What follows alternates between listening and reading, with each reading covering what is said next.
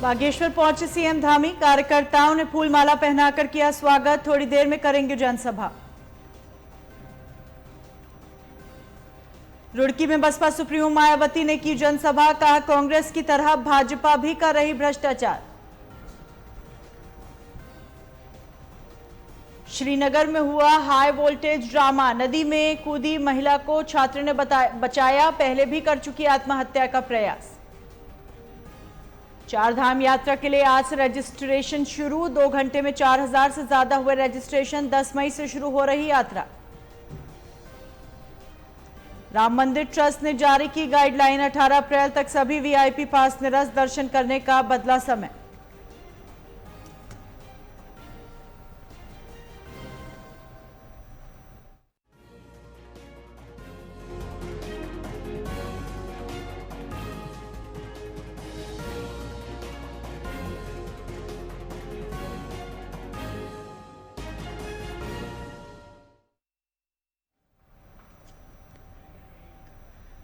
नमस्कार, स्वागत है आपका। आप देख रहे हैं न्यूज लाइव, मैं हूं आपके साथ है ना। द्वाराहाट में सीएम धामी ने पहले रोड शो किया, उसके बाद चुनावी जनसभा को संबोधित किया। हालांकि मुख्यमंत्री भाजपा के प्रत्याशी अजय टम्टा के लिए वोट मांगने आए थे, पर केवल मोदी जी के कार्यों को ही मंच से बताते हुए नजर आया। उन्होंने कहा आप सभी भाजपा के पक्ष में मतदान करके मोदी जी को मजबूत करने का काम करें। साथ ही धारा 370, राम मंदिर और 3 तलाक के बारे में जिक्र किया।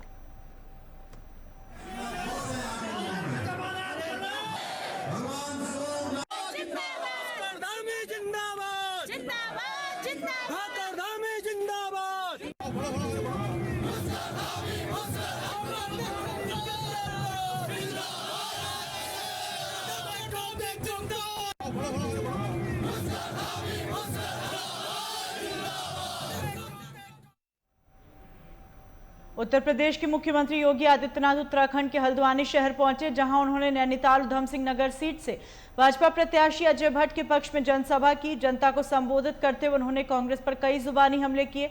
साथ ही केंद्र में मोदी सरकार और उत्तराखंड में धामी सरकार की योजनाओं का गुणगान किया। वहीं रैली होने के बाद भाजपा के प्रत्याशी अजय भट्ट, भाजपा संगठन के पदाधिकारी और कार्यकर्ताओं में उत्साह भरा हुआ है। अजय भट्ट ने कहा कि योगी आदित्यनाथ को सुनने के लिए हजारों की संख्या में लोग यहां पहुंचे और उनके ओजस्वी संबोधन से एक एक कार्यकर्ता उत्साहित हैं। मैया की नैनीताल उधम सिंह नगर सभी चैनलों का मैं बहुत आभार व्यक्त करता हूं कि आप लोगों ने इस रैली को सफल बनाने में आपका भी सहयोग रहता है। जिस प्रकार आपने देखा होगा कि कार्यकर्ताओं में और क्षेत्रवासियों में और इस विधानसभा के जितने लोग यहाँ उपस्थित थे, किस प्रकार का उत्साह था लोगों के अंदर। जबरदस्त योगी जी के आने के बाद तो मैं समझता हूँ कि एक कायाकल्प सा हो गया है। और योगी जी ने भी जिन बातों का स्मरण करा है, उन्होंने कहा कि तीसरी बार इस देश की अस्मिता को बचाने के लिए और इस देश को फिर विश्व गुरु बनाने के लिए इस देश के प्रधानमंत्री को तीसरी बार पुनः हमको भारत का फिर प्रधानमंत्री बनाना है। और कार्यकर्ताओं में जिस प्रकार का उत्साह है, क्योंकि इस समय खेतीबाड़ी का भी समय हो रहा है, गेहूं कटारी चल रही है, नवरात्रियों का त्यौहार चल रहा है, इसके बाद भी जितना उत्साह था वो आप सबके सामने है। मैं समझता हूँ कि ऐतिहासिक रैली के रूप में ये रही है और योगी जी ने और अपने मुख्यमंत्री जी ने जिस प्रकार का संबोधन दिया है, उससे भी हमारे कार्यकर्ता बहुत प्रेरित हैं, बहुत उत्साहित हैं और मैं कह सकता हूँ कि इस बार 400 पार है। ये उठे, कम से कम 10 मिनट तक तालियां बजती रही और मोदी जी भी, योगी जी भी वहाँ पर खड़े ही रहे और अभिवादन स्वीकार करते रहे। ज़बरदस्त उत्साह, एक से एक बातें जब योगी जी ने यहाँ बताई तो उसके बाद पता लगा कि लोगों का पैमाना छलकने लगा। लोग रोक नहीं सके, उछल उछल के तालियां पीटने लगे और नारे लगाने लगे। इसका मतलब क्या है? सीधे सीधे भारतीय जनता पार्टी के प्रति लोगों का अटूट विश्वास है। मोदी जी ने एक बहुत बड़ा विश्वास अर्जित किया है, लोगों ने उनको दिल में बैठाला है। योगी जी के प्रति ज़बरदस्त भाव आज देश में है। आपने देख ही लिया है किस तरह से लोग आज दीवाने होके आए थे। इससे साफ जाहिर है कि आपकी बार 400 पार का जो नारा है वो बिल्कुल सही होता दिखाई दे रहा है। और जो कैंडिडेट्स के बारे में आपकी बार 5 लाख पार कह रहे हैं, वो भी सही होते दिखाई दे रहा है। इस समय पूरे देश में, जैसे हमारे प्रदेश में है, वैसे ही पूरे देश में, हर प्रदेश में इस समय भारतीय जनता पार्टी के विकास की गंगा बह रही है और उसके प्रति, भारतीय जनता पार्टी के प्रति लोगों ने मन में मन बना लिया है, मन में यह रख लिया है कि वोट तो जाएगा, सिर्फ कमल के फूल को जाएगा, मोदी जी को जाएगा। धन्यवाद धन्यवाद।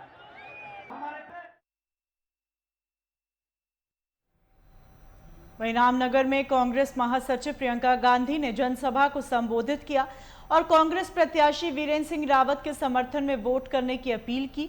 चुनावी मंच से केंद्र सरकार को निशाने पर रखते हुए कहा, भाजपा के शासनकाल में बड़े बड़े उद्योगपतियों के हजारों करोड़ों रुपए के कर्ज माफ हो रहे हैं, लेकिन किसानों के 10,000 रुपए तक के भी कर्ज माफ नहीं हो रहे। इससे किसान आत्महत्या कर रहा है। सरकार ने अग्निवीर योजना के माध्यम से लाखों युवाओं के रोजगार से वंचित किया। आगे उन्होंने कहा कि जब कांग्रेस की सरकार आएगी तब निश्चित तौर पर उत्तराखंड राज्य तस्वीर बदलेगी। उत्तराखंड से मेरे परिवार का एक पुराना रिश्ता है और जिस जगह बचपन की जो मीठी मीठी यादें होती हैं वहां से खास रिश्ता हमेशा होता है। आपको मालूम होगा कि मेरे पिताजी भी देहरादून में पढ़े, मेरे भाई साहब भी देहरादून में पढ़े, मेरे बेटे भी देहरादून में पढ़े 5 साल और मैं भी 2 सालों के लिए देहरादून में पढ़ी और काफी आपके प्रदेश में घूमने का भी मौका मिला। यहाँ रामनगर के साथ तो एक बहुत खास रिश्ता है।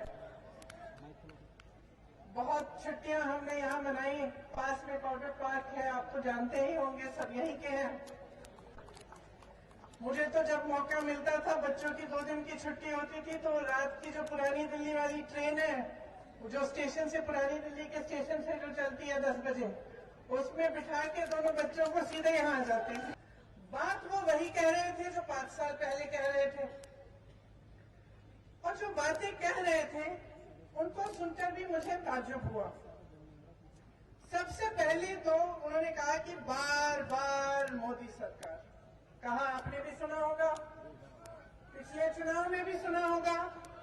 अब मन में ये बात आती है कि भाई कितनी बार मोदी सरकार, कितने सालों के लिए भुगतेंगे आप। इन्होंने अपने भाषण में ओआरओपी की बात की, सैनिकों की बात की। आपको बधाई दी कि आपके प्रदेश ने इतने सारे सैनिक सरहद पे भेजे। भाषण की बात है। अग्निवीर कौन लाया और क्यों लाया? कि अग्निवीर जैसी योजना आएगी, सेना में भर्ती 4 सालों की होगी। जितने भी नौजवान हैं हर प्रदेश में जो तैयारी कर रहे थे, जो सोच रहे थे, तब की आशाएं टूटी कि नहीं टूटी? सच्चाई आज की बेरोजगारी है, सच्चाई आज की महंगाई है।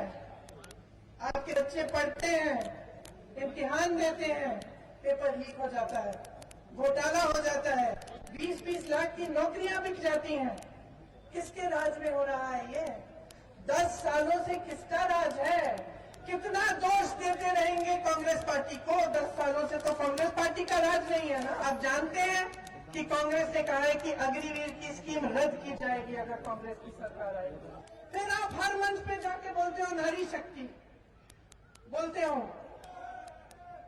अंकिता भंडारी के साथ क्या हुआ?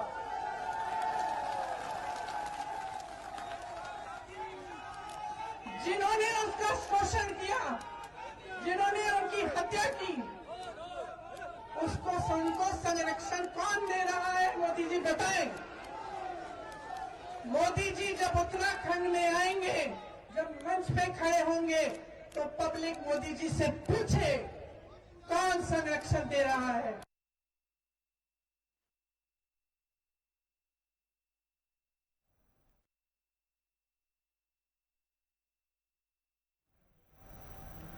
गंगोत्री विधायक सुरेश सिंह चौहान के नेतृत्व में भाजपा कार्यकर्ताओं ने मां गंगा के मंदिर से चुनाव प्रचार प्रसार की शुरुआत की और इस दौरान विधायक ने बीजेपी के 400 पार लक्ष्य को पूरा करने के लिए पूजा पाठ किया और भाजपा प्रत्याशी श्रीमती माला राजलक्ष्मी शाह के पक्ष में अधिक से अधिक मतदान करने की अपील की।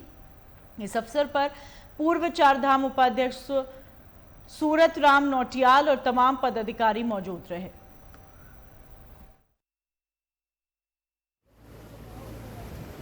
माँ गंगा जहाँ से माँ गंगा का उद्गम स्थल है, वहाँ पर हमारे आदरणीय नौटियाल जी, हमारे मंडल अध्यक्ष से लेकर सभी हमारे वरिष्ठ नेतागण और कार्यकर्ता बंधु जो इस क्षेत्र में हमारे टकनौर क्षेत्र के पड़ते हैं, आज टकनौर से प्रचार शुरू होगा।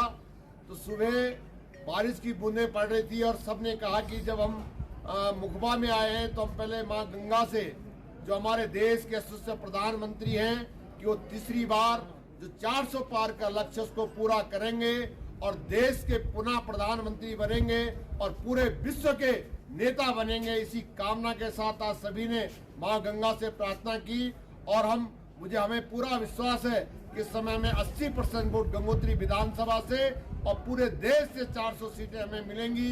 माननीय मोदी जी माँ गंगा की कृपा से, यहाँ की देवी देवताओं की कृपा से पुनः प्रचंड बहुमत से प्रधानमंत्री बनेंगे और इस देश का चौमुखी विकास होगा। जो आम जनमानस की भावना है उसके तहत विकास होगा।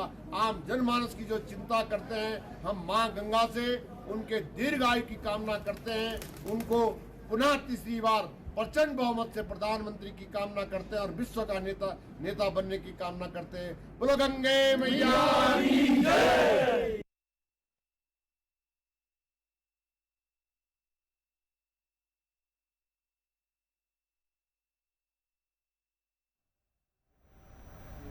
नैनीताल लोकसभा क्षेत्र के प्रत्याशी प्रकाश जोशी के पक्ष में हर समाज के वोटरों को साधने में जुटी कांग्रेस ने कपकोट के पूर्व विधायक को मैदान में उतारा। वहीं कांग्रेस के पूर्व विधायक नगर कांग्रेस कमेटी के पद अधिकारी के साथ मिलकर कांग्रेस प्रत्याशी प्रकाश जोशी के पक्ष में जनसंपर्क किया। इस दौरान कांग्रेसियों ने घर घर जाकर कांग्रेस प्रत्याशी के पक्ष में मतदान करने की अपील की। साथ ही कांग्रेस की 5 गारंटी के पर्चे वितरित किए, लोगों को कांग्रेस की गारंटी के बारे में जानकारी दी। सभी क्षेत्र के अंतर्गत प्रचार प्रसार कर रहे हैं और लालकुआं के क्षेत्र में जो बिंदु खत्ता का क्षेत्र है, लालकुआं ये शहर है, यहाँ पर जिस प्रकार से एक बयार कांग्रेस के पक्ष में दिख रही है, निश्चित तौर पर हमको पूरा विश्वास है कि इस लोकसभा के आसन्न लोकसभा के चुनाव में आदरणीय राहुल गांधी जी के नेतृत्व में कांग्रेस की सरकार यहाँ से बनेगी। कांग्रेस के सांसद आदरणीय श्री प्रकाश जोशी जी ये भारी बहुमत से यहाँ से जीत के जाएंगे, ऐसा हम सब लोग विश्वास करते हैं। और हमें दिखता है कि भैया जो 400 पार की बात करते हैं, हम कहना चाहते हैं कि जनता कह रही 400 पार नहीं, 400 पर हार, 400 पर हार इनकी होगी तो इनके पास कौन सा सांसद रहेगा, इस बात की गारंटी अभी भी नहीं दे पा रहे हैं। और जो 10 साल से विकास की बात करते हैं इस नैनीताल संसदीय क्षेत्र के अंदर, आज भी लालकुआं से हल्द्वानी तक की सड़क हमारे पहाड़ के लोग आते जाते हैं, जिस प्रकार से सांसद को लगातार गलियाते हैं, आज तक सांसद जी ने ना पार्लियामेंट में कोई सवाल उठाया, ना इस भारत की सरकार में इस प्रश्न का उत्तर उन्होंने देने की जनता के बीच में कोशिश करी कि भैया सड़क क्यों नहीं बन पा रही, किन कारणों से सड़कें पीछे है, इस बात की जानकारी जनता के बीच में उन्होंने देनी चाहिए। और आज तो हम चाहते हैं कि भैया जो कांग्रेस 5 रोजगार गारंटी आपके बीच में लेके आई है, 1 लाख रुपये प्रति महिला को, हर परिवार की महिला को, चाहे वो किसी भी जाति वर्ग की व्यक्ति है, गरीब महिला को देने की बात कर रही है। युवाओं को जो अप्रेंटिस के तौर पर जो 1 लाख रुपए देने की बात करेंगे, बहुत बड़ी रोजगार गारंटी हमको मिली है कांग्रेस की तरफ से। 400 रुपये मनरेगा मजदूरी के तौर पर, पहले 200 रुपये मिलती थी, कांग्रेस ही सरकार बनेगी तो 400 रुपये हम लोग मजदूरी देंगे। कर्ज माफी के तौर पर भी सरकार हमको आश्वस्त करने की बात कर रही है कांग्रेस जब आएगी। और उसी प्रकार से हम लोग बहुत सारे विकास के मॉडल को जो है अपने घोषणा पत्रों में स्थापित करें, कांग्रेस ने अपने घोषणा पत्र में रखी है। और हम चाहते हैं कि जनता हमारे इस घोषणा पत्र पर विश्वास करके आगामी 19 तारीख को प्रकाश जोशी जी और उत्तराखंड के हमारे 5 संसदीय क्षेत्र में कांग्रेस के प्रत्याशी को भारी बहुमत से विजय बनाएगी, ऐसे हम विश्वास करते हैं। पूरे क्षेत्र लोकसभा में भ्रमण कर रहे हैं, रात दिन हर जगह उनकी रैलियाँ हो रही हैं और जगह जगह पे जनता से, महिलाओं से, बच्चों से रूबरू हो रहे हैं। और उनको पूरी तरह से जनता द्वारा आश्वासन मिल रहा है कि अब की बार जो है आपको विजयी अवश्य बनाएगी जनता, क्योंकि जो पूर्व सांसद हैं उनके क्षेत्र में कोई काम नहीं किया उन्होंने। और अपनी निधि जो आती संसद निधि, वो भी जो है उन्होंने 40% खर्च कर पाए, 60% विकास काम करते वो भी उन्होंने बचा दी। इस तरह से कोई काम उन्होंने नहीं क्षेत्र में किया, कभी क्षेत्र मायने। और दूसरे अपने नाम से वोट नहीं मांगते, कह रहे हमें क्षमा किया जाए, मोदी को जिताओ, मोदी को वोट दो, इस तरह के बयानबाजी कर रहे हैं। इन जुमलाबाजी बयानों से जनता त्रस्त हो चुकी है। अब की बार भाजपा की किसी प्रकार की लोभ लालच जनता नहीं मानेगी। हर चीज़ महंगाई से त्रस्त है जनता। वादे करते हैं, अफवाहों का वादा करते हैं, झूठी घोषणाएं करते हैं। इतने बार घोषणाएं क्षेत्र करी, वो सड़क बनेगी, ये सड़क बनेगी, लेकिन कोई काम नहीं पूरा है। ये क्षेत्र पूरा लालकुआं विधानसभा में कोई काम नहीं, अपनी लोकसभा सीट में पूरा निधि नहीं कर पाए। अब ये पूरी कांग्रेस की लहर चल रही है। पांचों सीट पर कांग्रेस विजयी होगी।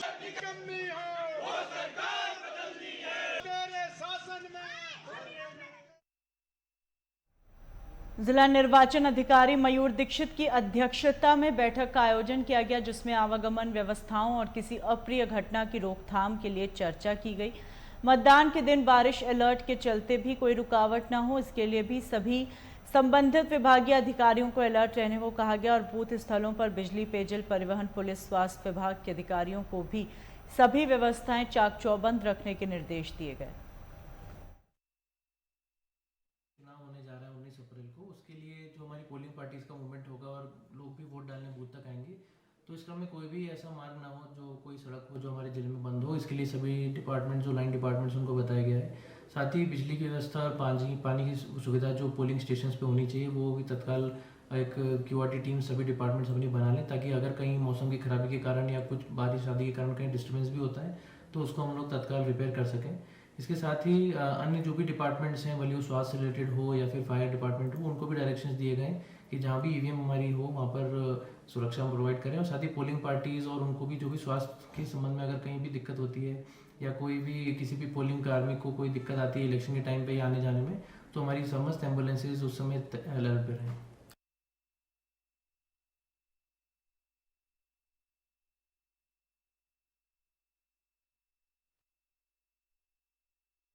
लाइन पार संजय नगर कल्याण एवं विकास समिति के द्वारा आम सभा का आयोजन किया गया। कार्यक्रम में पहुंचे विधायक डॉक्टर मोहन सिंह बिष्ट के समक्ष समस्याओं को रखते हुए समस्याओं के निदान की मांग की गई, जिस पर विधायक डॉक्टर मोहन सिंह बिष्ट ने अविश्वास देते हुए कहा, ये जो रोड 18 सालों से नहीं बनी उसको आचार संहिता हटने के बाद बनवाई जाएगी। साथ ही लाइन पार संजय नगर को लालकुआं नगर पंचायत में शामिल करवाने के साथ ही लालकुआं को नगर पालिका का दर्जा दिलाए जाने का प्रयास किया जाएगा। और हमें उम्मीद है कि इसी वर्ष इसको हम कराने में सफल रहेंगे और उसमें हम लोग काफ़ी हद तक हम आगे बढ़ चुके हैं और हमारा संकल्प है, क्योंकि किसी भी क्षेत्र के विकास के लिए उसको किसी न किसी ढांचे के अंतर्गत लाना, किसी न किसी इकाई के अंतर्गत लाना जरूरी होता है। तो जैसे ही हम इस क्षेत्र को नगर पंचायत में शामिल करेंगे तो लालकुआं नगर पालिका का रूप ले लेगा और नगर पालिका का रूप लेते ही उसमें तमाम तरह के बजट के प्रोविजंस होते हैं, वो बढ़ते हैं, संभावनाएं बढ़ती हैं, तो निश्चित रूप से इस क्षेत्र का विकास होगा। ये पूर्व में भी आज से लगभग एक सप्ताह पूर्व मुख्तार खान जी का और अपने संतोष बाबू कश्यप का रजिस्टर्ड पत्र मिला था। उसमें भी कुछ तथ्य इन्होंने दिए हैं जो मेरे संज्ञान में नहीं थे। उत्तर प्रदेश के समय का एक नोटिफिकेशन था, उसमें इनके द्वारा कहा गया है कि इस क्षेत्र को जानबूझकर छोड़ा गया है। अगर ऐसा है तो मैं उसको तुरंत ही कराकर इस क्षेत्र को सम्मिलित करवाऊंगा।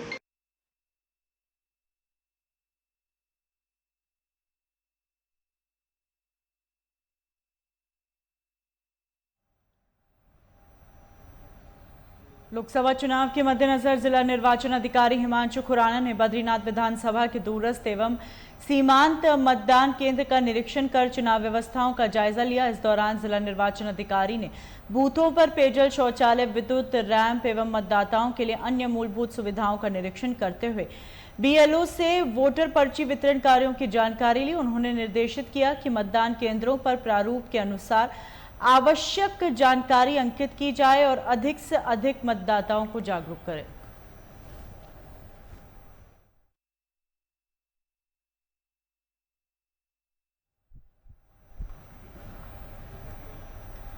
जोशीमठ ब्लॉक के अंतर्गत आने वाला दूरस्थ डुमक गांव के ग्रामीणों ने सड़क नहीं तो वोट नहीं का पोस्टर लगाना शुरू किया।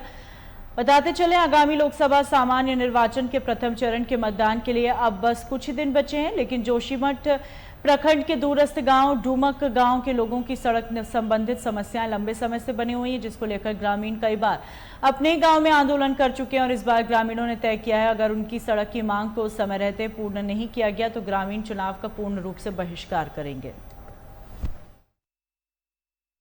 मैं राजेंद्र सिंह भंडारी, विकास संघर्ष समिति अध्यक्ष, और हम लोगों ने एक मुहिम चलाई आज कि हर गलियों में पोस्टर लगाए और कल से हम लोग वॉल पेंटिंग का काम करेंगे और रोड नहीं तो वोट नहीं के नारे से सारी गांव की गली को आच्छादित की और मतदाता जागरूकता अभियान कल हमारा समाप्त हो गया, जो वोट बहिष्कार के संदर्भ में था। और आगे हम कल से हर रास्तों पे पेंट के द्वारा लिखा जाएगा कि रोड नहीं तो वोट नहीं है। धन्यवाद। देवेश्वरी समवाल ग्राम डुमक और ग्राम डुमक, हमें आशा थी कि हमें रोड मिलेगी, लेकिन हम निराश होकर के अब हमने ऐसे महिला मंगल दलों ने ऐसे ठान लिया कि रोड नहीं तो वोट नहीं। सब महिलाओं ने, युवक मंगल दलों ने, सब ने निराश होकर के ऐसे ठान दिया कि हम वोट नहीं देंगे। नमस्कार मित्रों, मैं अंकित सिंह भंडारी ग्राम डुमक से आज फिर बात करते हैं सैजी लगा मैकोट बेवनू सिउन डुमकलगोड निर्माणाधीन मोटर मार्ग की, जो विगत 15 वर्षों से निर्माणाधीन है। आज तक आशा थी हमें शासन प्रशासन विभाग से कि हमें रोड मिलेगी, लेकिन आज निराशाजनक होकर के हम चुनाव बहिष्कार करने का मुद्दा ठान लिया है, जिसके चलते महिला मंगल दल, युवक मंगल दल, बड़े बुजुर्ग जितने भी डुमक गांव में मतदाता हैं, सब लोगों ने एक ही चीज ठानी है कि आगामी लोकसभा चुनाव का पूर्ण रूप से बहिष्कार किया।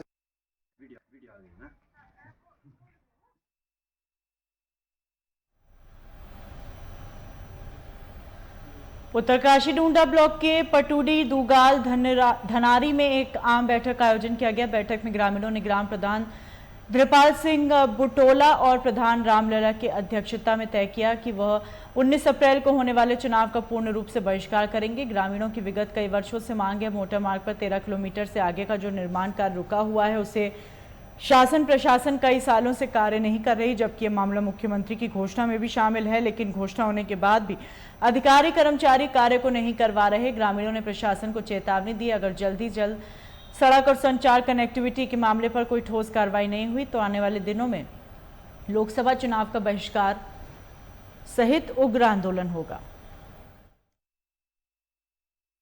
जो समस्या है, सबसे मेन समस्या है सेमुखी मोटर मार्ग।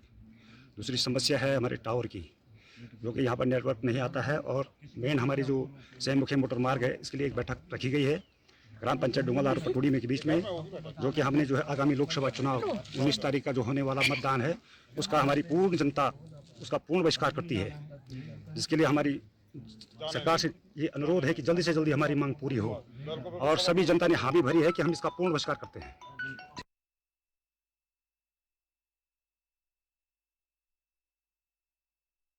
4/2024 को ग्राम सभा पटूडी एवं डुंगलधार में ग्राम टावर का कार्य तीव्र गति से किया जाए। उपरोक्त विषय पर बैठक में अंबेडकर नगर पार्क सेवा समिति द्वारा बाबा साहेब डॉक्टर भीमराव अंबेडकर का 133वां जन्म दिवस समारोह आयोजित किया गया। इस दौरान डॉक्टर भीमराव अंबेडकर के चित्र पर माल्यार्पण कर नमन किया गया। साथ ही छात्र छात्राओं द्वारा बाबा साहेब की जीवनी पर आधारित सांस्कृतिक कार्यक्रम प्रस्तुत किए गए। वहीं कार्यक्रम में वक्ताओं ने बाबा साहेब के जीवन पर प्रकाश डालते हुए उनके बताए मार्गों पर चलने का आह्वान किया। वहीं समिति के अध्यक्ष रमेश कुमार ने कहा, बाबा साहेब भीमराव अंबेडकर जी ने हमेशा सभी धर्मों का सम्मान करते हुए संविधान बनाया। उनका एक ही संकल्प था, शिक्षित बनकर ही अच्छे समाज का निर्माण किया जा सकता है। है कि शिक्षित बनो, संगठित रहो, संघर्ष करो।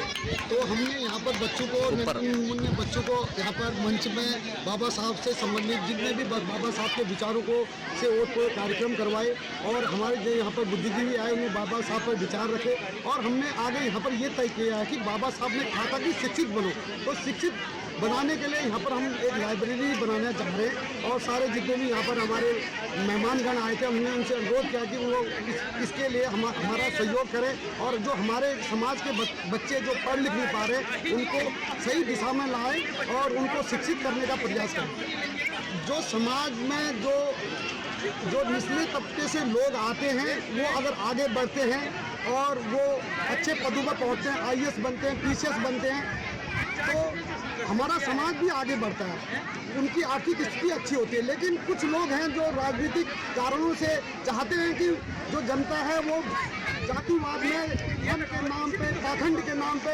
पाखंडी बने रहे, पाखंडी विचारों से उनको शिक्षित करते हैं ताकि वो अपने जो मूलभूत अधिकारों के लिए न लड़ सके और धर्म के नाम पे उलझे रहे। तो हम ये चाहेंगे कि हमारे बच्चे अगर शिक्षित होंगे तो इनका मुंह तोड़ जवाब देंगे जो धर्म के नाम पे लड़ाने का प्रयास करते हैं। अम्बेडकर समिति द्वारा यहाँ पर एक बहुत विशाल कार्यक्रम रखा गया। उसमें सारे क्षेत्र के सम्मानित जनप्रतिनिधि और सामाजिक और इस क्षेत्र की सम्मानित जनता आई और सबने डॉक्टर भीमराव के आदर्श के बारे में बोला भी और समझा भी। और यहाँ पर इस क्षेत्र के बच्चों द्वारा यहाँ पर एक सुंदर प्रस्तुतियाँ दिखाई जा रही हैं किस संघर्ष से डॉक्टर भीमराव अंबेडकर ने पढ़ाई करी थी और उन्होंने किस तरह से इस देश का संविधान लिखा। तो सभी चीज़ के बारे में यहाँ पर बताया गया और हम लोगों को भी उनसे सीखना चाहिए। उनके 3 मूल मंत्र थे, संगठित रहिए, संघर्ष करिए और शिक्षित बनिए। तो उसी रूपरेखा में हम लोग समाज में काम करेंगे और इस क्षेत्र को आगे बढ़ाएंगे और डॉक्टर भीमराव अंबेडकर जी की हमेशा जय जयकार करेंगे।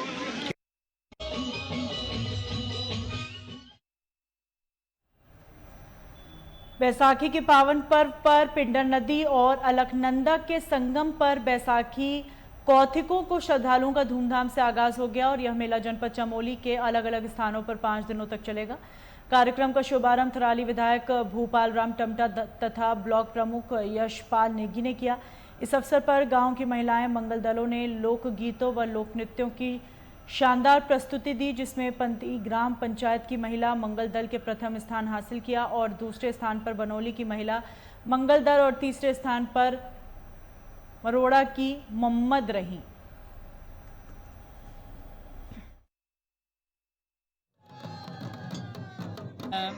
बैसाखी का त्यौहार है और बैसाखी में उस दिन ये हमारे एक पिंडर प्रयाग है यहाँ पर और यहाँ पर असेड़ से पैठानी से यहाँ पर मृत्युंजय महादेव और उधर से क्या कहते हैं ये कोबेश्वर, मिंगेश्वर, मालेश्वर ये सारे आते हैं और यहाँ पर जो ये पिंडरी प्रयाग है यहाँ पर नहाते हैं।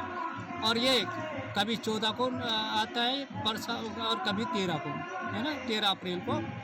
और इसमें कहा जाता है कि पहले यहाँ पर जो है पत्थर और इसके ये भी फेंके जाते थे एक दूसरे पर, युद्ध होता था, युद्ध का प्रतीक भी माना जाता है यहाँ पर। तो में तो अब बहुत सुधार हो गया है।